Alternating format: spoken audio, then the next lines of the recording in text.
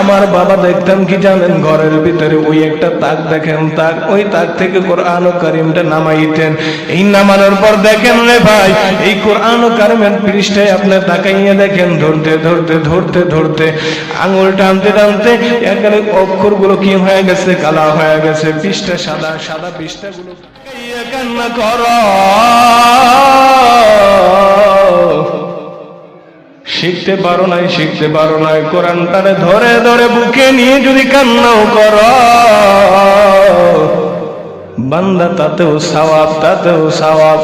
কেন রে বান্দা চেষ্টা করতেছো, চেষ্টা করতেছো, পারো না। আমার আল্লাহ তো দেখতেছে বান্দা তুই পারো না, চেষ্টা করতেছ। ওই চেষ্টা অবস্থায় যদি বান্দা দুনিয়াটা থেকে যদি বিদায় না, মদিনার নবী ঘোষণা করে দেয় আমার আল্লাহ তাআলা তোমার জান্নাতের উচ্চ মাকাম